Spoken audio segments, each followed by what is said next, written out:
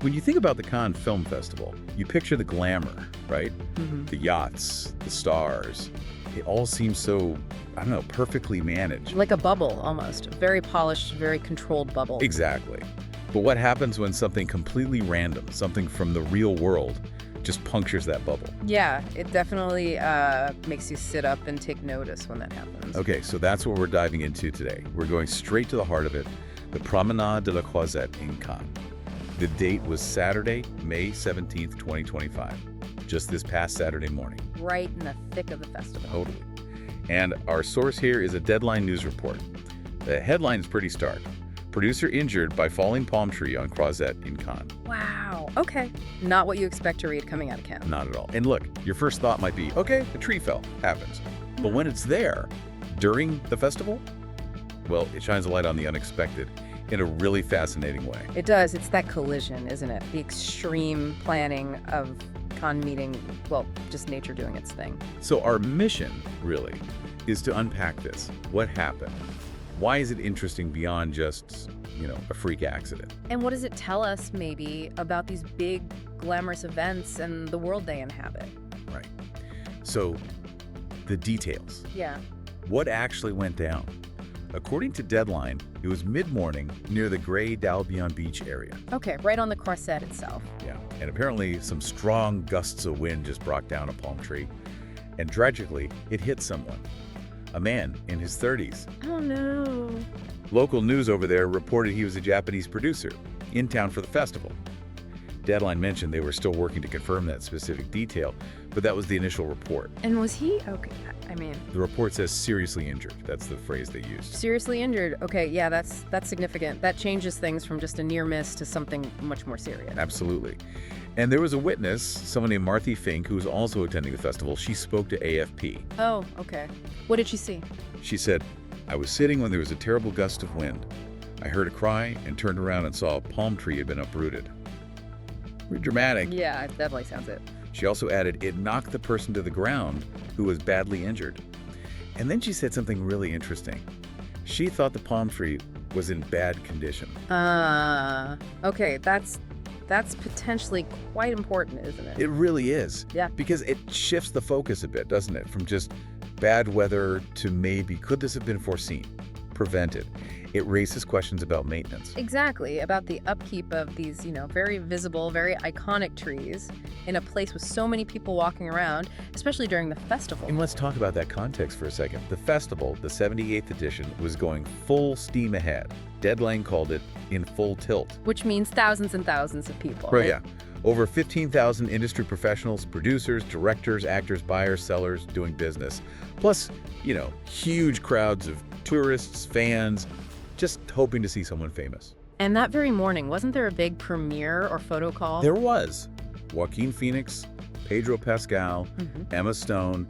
They were literally at the Palais des Festivals, not far away at all, for the Eddington photo call and press conference. So you have this peak Cannes moment happening. The stars, the cameras. And then, just down the promenade, this very real, very dangerous event unfolds. It's quite a juxtaposition. It really is. The managed chaos of the festival versus the actual chaos of, well, a falling tree. And the Croisette itself, Deadline, calls it the famous promenade. It's the main artery, usually just packed with people, energy, deals happening on the move. It's the absolute center stage. And suddenly a section is cordoned off. Emergency services are there. Because a tree fell and someone got seriously hurt. It just disrupts that whole picture. It punctures that image of effortless glamour, definitely. And it probably made a lot of people stop and think, even for a moment, about safety right there. Let's dig into that a bit more. The potential underlying issues. That witness comment about the tree looking like it was in bad condition, that sticks with you. It really does. It makes you wonder, what are the protocols? In a place like Cannes, surely they inspect these trees, especially the ones lining the main promenade. You'd assume so, right? I mean, it's a major tourist destination, huge foot traffic. Are there regular checks? What do they look for? What happens if they find a tree that is potentially unsafe? These are important questions for any city, but especially one that hosts such massive international events. Tree stability in urban areas, it's a real public safety thing. Were there signs? Decay, instability. Did anyone notice anything before the wind hit? And then there's the wind itself.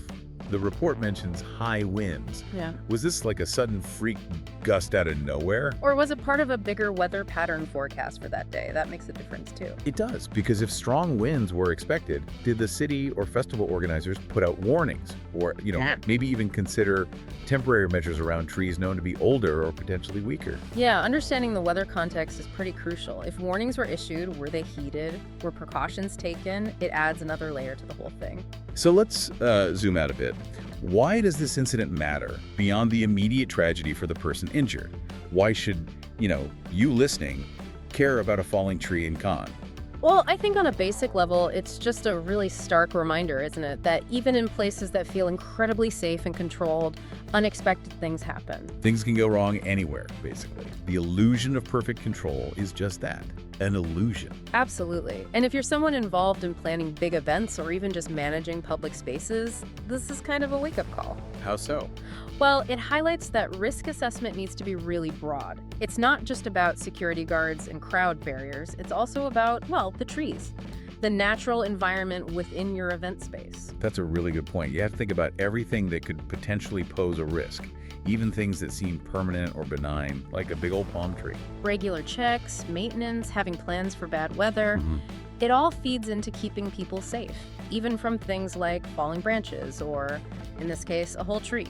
And maybe for the rest of us, just people interested in the world, it's that intersection again, the mundane, a tree falling crashing into the extraordinary, the Cannes Film Festival. It definitely grabs your attention because of where and when it happened. It makes you think about the hidden vulnerabilities, maybe, in places we see as purely glamorous or exciting. Yeah, behind the velvet ropes and the flashing cameras, Right. There's still infrastructure, there's still nature, and sometimes things fail. Things we don't normally even notice until they do fail. Okay, so let's quickly recap what we've learned from this deadline report. Saturday morning, May 17th, 2025, Cannes Film Festival in full swing. Right. On the Promenade de la Croisette, high winds bring down a palm tree. And a man, reported to be a Japanese producer attending the festival, is seriously injured when the tree hits him. And critically, a witness suggested the tree might have been in poor condition beforehand, raising questions about maintenance and safety checks. It's a story that, while specific, really serves as a potent reminder, doesn't it? About how the unexpected can intrude anywhere, even in the most carefully managed settings. It forces us to consider those underlying risks, the things we often overlook in environments designed to impress or entertain. So maybe a final thought to leave you with. Does an incident like this make you think differently about the places you go? About the potential for hidden risks, even in, really famous or seemingly secure spots? What other things in our everyday surroundings, things we see as completely stable, might actually hold some unexpected danger? Perhaps you'll look at the trees on your own street just a little bit differently after hearing this.